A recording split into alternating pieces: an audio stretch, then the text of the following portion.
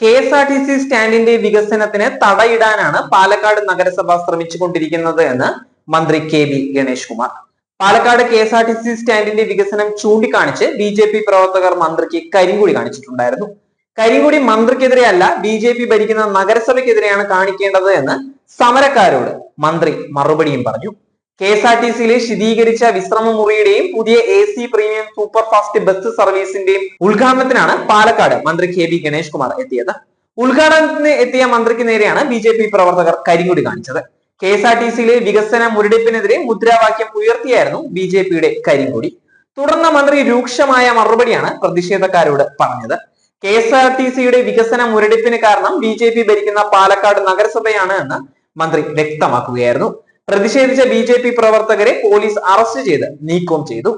കേന്ദ്രമന്ത്രി സുരേഷ് ഗോപിക്ക് കട്ട് പറയേണ്ടത് ജനങ്ങളാണെന്നും അവരത് പറയുമെന്നും മന്ത്രി KB ഗണേഷ് കുമാർ വ്യക്തമാക്കുകയാണ്.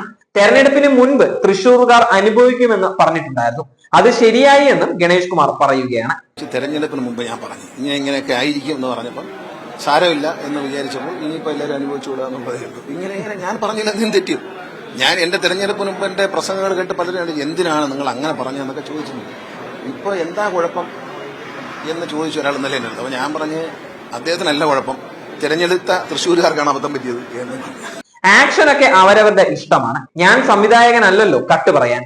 ആക്ഷനും റിയാക്ഷനും ഒക്കെ അവരവരുടെ ഇഷ്ടമാണ്. കട്ട് പറയേണ്ട സംവിധായകർ പറയും, അത് ജനങ്ങളാണ് എന്നും KB ഗണേഷ് കുമാർ വ്യക്തമാക്കുകയാണ്.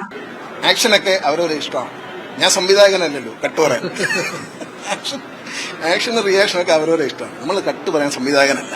പറയാനുള്ളതെല്ലാം തെരഞ്ഞെടുപ്പിന് മുൻപ് പറഞ്ഞു കഴിഞ്ഞുവെന്നും വർഷങ്ങളായി അറിയാവുന്ന ഒരാളെ കുറിച്ച് പ്രത്യേകിച്ച് ഒന്നും ഇനി പറയാനില്ല എന്നും മന്ത്രി പറയുകയാണ്. തെരഞ്ഞെടുത്ത തൃശ്ശൂർക്കാർക്കാണ് കുഴപ്പം പറ്റിയത്, അതിൽ കൂടുതൽ എന്തു പറയാനാണ്? ഏതായാലും തൃശ്ശൂർക്കാർക്ക് എന്തെങ്കിലുമൊക്കെ ഉപകാരം ഉണ്ടാകട്ടെ എന്ന് പ്രാർത്ഥിക്കുന്നു.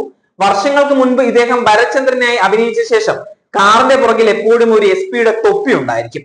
ഞാൻ തമാശ പറഞ്ഞതല്ല, ഇദ്ദേഹത്തിന്റെ കാറിന്റെ പുറകിന് കുറെ കാലം IPS എന്ന് എഴുതിയ തൊപ്പി വെച്ചിട്ടുണ്ടായിരുന്നുവെന്നും അത്രേ പറയാനുള്ളൂ എന്നും ഗണേഷ് കുമാർ പറയുകയാണ്. വർഷങ്ങൾക്ക് മുമ്പ് ഇദ്ദേഹം ഭരചന്ദ്രനായിട്ട് അഭിനയിച്ച ശേഷം ഇദ്ദേഹത്തിന്റെ കാറിന്റെ പുറകിൽ എപ്പോഴും ഒരു SP-യുടെ തൊപ്പി ഉണ്ടായിരിക്കും. മനസ്സിലായി? കാറിന്റെ പുറകിലേ, കാറിന്റെ ഗ്ലാസ്സില്ലേ, ഗ്ലാസ്സിന് ഇവിടെ പുറത്തേക്ക് നോക്കി നമ്മൾ സാറിന് SP-മാരൊക്കെ പണ്ട് പോകുമ്പോൾ അവരുടെ തൊപ്പി ഊരിയിട്ട് ഇങ്ങനെ പുറകെ വെച്ച് ഇദ്ദേഹത്തിന്റെ കാറിന്റെ പുറകെ കുറെ കാലം, ഞാൻ തമാശ പറഞ്ഞില്ല, ഓർമ്മയിൽ ആർക്കെങ്കിലും ഉണ്ടെങ്കിൽ ശ്രദ്ധിച്ചാൽ മതി, ഒരു SP-യുടെ IPS എന്ന് എഴുതിയൊരു തൊപ്പി കാറിന്റെ സീറ്റിന്റെ പുറകിൽ നിന്ന് കണ്ണാടി കൂടെ പുറത്തേക്ക് വെച്ചിട്ടുണ്ടായിരുന്നു. അത്രേ പറയാനുള്ളൂ. തെരഞ്ഞെടുപ്പിന് മുൻപ് ഗണേഷ് കുമാർ പറഞ്ഞത് വലിയ വിവാദങ്ങൾക്ക് ഇടവരുത്തിയിട്ടുണ്ടായിരുന്നു. ഒരുപാട് വിമർശനങ്ങൾ KB ഗണേഷ് കുമാറിനെതിരെ അന്ന് ഉണ്ടായിരുന്നു. ഇപ്പോൾ സോഷ്യൽ മീഡിയകളിൽ ഗണേഷ് കുമാറിനെ പ്രശംസിച്ച് ഒട്ടേറെ കമന്റുകളാണ് വന്നുകൊണ്ടിരിക്കുന്നത്.